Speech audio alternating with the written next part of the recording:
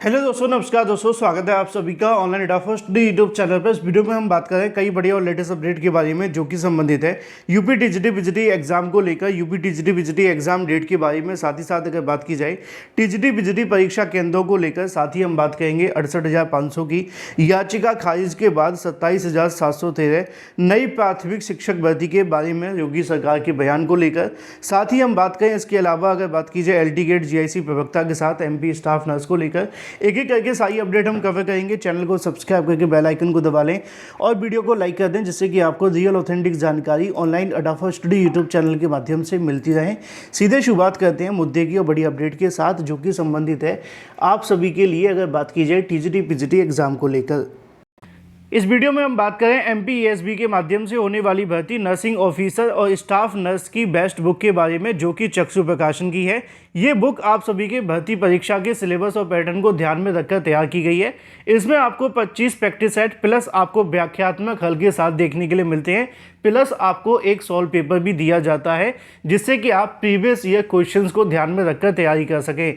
इस बुक को आपके पाठ्यक्रम और सिलेबस को ध्यान में रखकर तैयार किया गया है। इस बुक में वो सभी क्वेश्चंस हैं जो आप सभी की परीक्षा में संभावित हैं, यानी कि most expected plus previous year questions देखने के लिए मिलते हैं।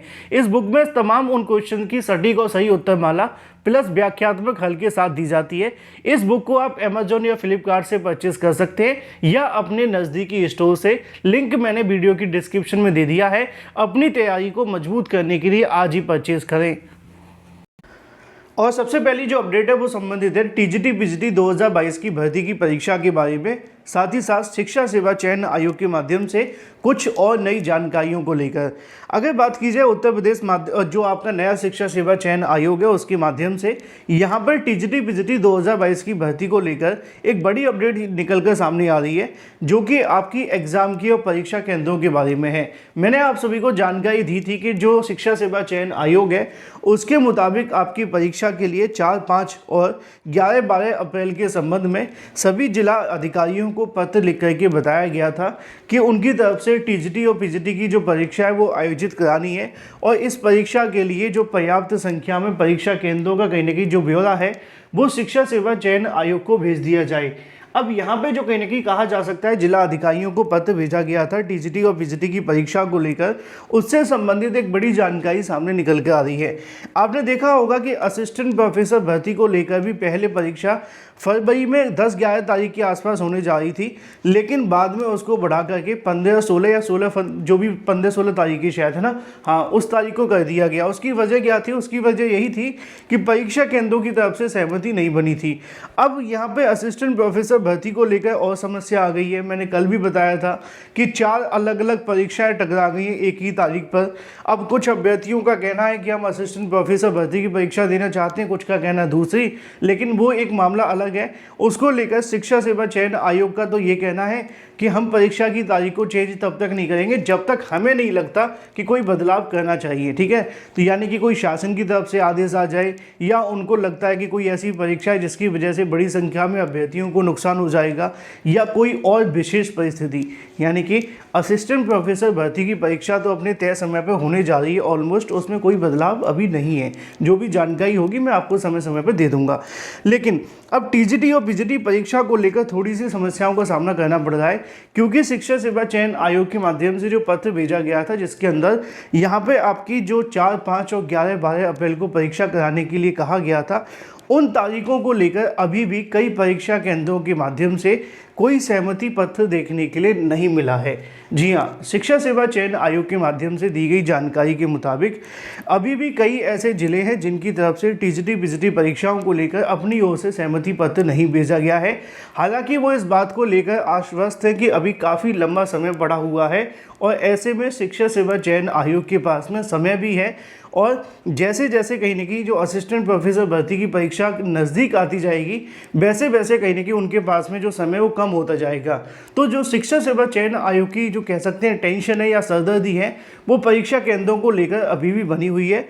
और अभी इस परीक्षा के ऊपर थोड़े से संकट के बादल हैं। लेकिन जैसा कि मैंने आपको समय समय पर जानकारी दी है कि इसमें ज़्यादा कुछ बदलाव नहीं होगा, बस इतना बदलाव हो सकता है कि आपकी परीक्षा को लेकर 2-4 दिन आगे बढ़ा दिया जाए, यानी कि 1 सप्ताह या 2 सप्ताह आगे बढ़ाई जा सकती है परीक्षा।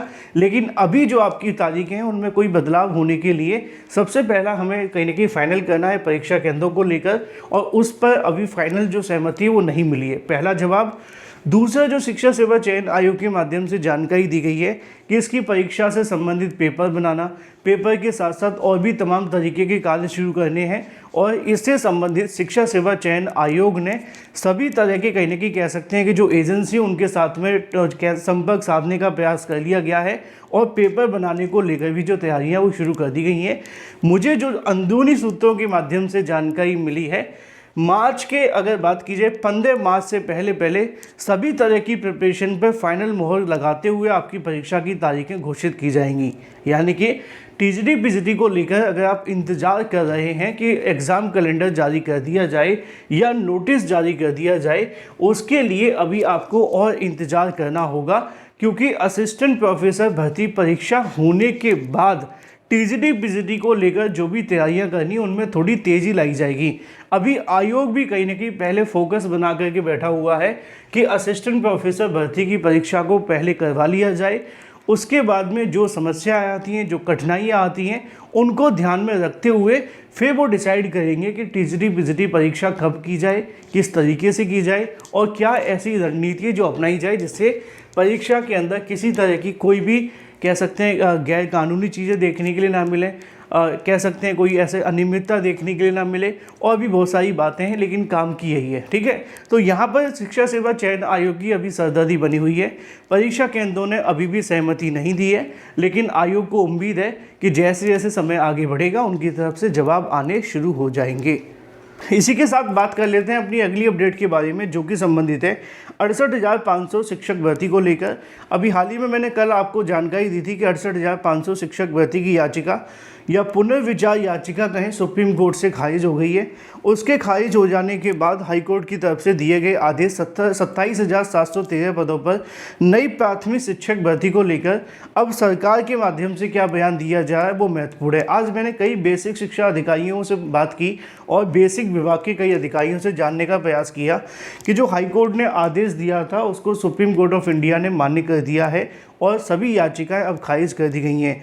तो अब सरकार का इसको लेकर क्या मत है, तो यहाँ पर जो उन्होंने बताया उसके मुताबिक उनका कहना ये है कि पहले जो भी आदेश जारी किए जाते हैं वो सरकार के पास आते हैं और सरकार उनको यहाँ पे विधि विभाग को भेज देती है। यानी कि अब विधि विभाग के पास में ये सभी जो आदेश हैं वो पहुँचा दिए गए हैं 68,500 से संबंधित, और उसके बाद में कहीं ना कहीं उनकी तरफ से जो विशेषज्ञ हैं वो इसका अध्ययन करते हैं।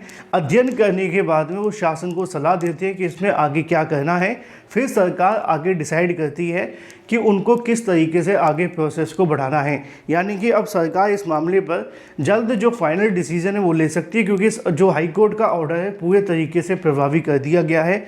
सुप्रीम कोर्ट से सभी याचिकाएं खारिज हो जाने के बाद अब 27,713 नई प्राइमरी शिक्षक भर्ती को लेकर जो रास्ते हैं वो खुल गए हैं, और विधि विभाग के पास में जब ये ऑर्डर पहुंच चुका है, ये कह सकते हैं, क्योंकि जो जानकारी मिली है उसके मुताबिक जब उनके माध्यम से इसका अध्ययन करने के बाद सरकार को सलाह दी जाएगी।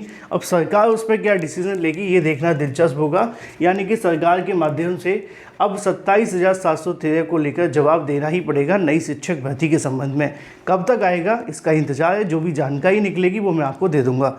रही बात अपनी अगली अपडेट के बारे में जो संबंधित है एमपी स्टाफ नर्स को लेकर, इसके जो एडमिट कार्ड हैं 25 तारीख के बाद जारी कर दिए जाएंगे, यानी कि कल के बाद कभी भी आपको ऑफिशियल वेबसाइट पर मिल जाएंगे। LTGIC प्रवक्ता भर्ती की तैयारी करने वाले अभ्यर्थियों के लिए अच्छी खबर ये है कि अब सभी तरह के विवाद खत्म हो गए, चाहे वो योग्यता विवाद को लेकर हो या परीक्षा पैटर्न को लेकर। सारी चीज़ें क्लियर हो जाने के बाद अब विज्ञापन का जो रास्ता है वो साफ कर दिया गया है। सब कुछ सही रहा तो जल्द ही उत्तर प्रदेश लोक सेवा आयोग इसका जो विज्ञापन है जारी करेगा और इसकी जानकारी वो परीक्षा कैलेंडर के अंदर भी दे देगा। Thank you for watching this video.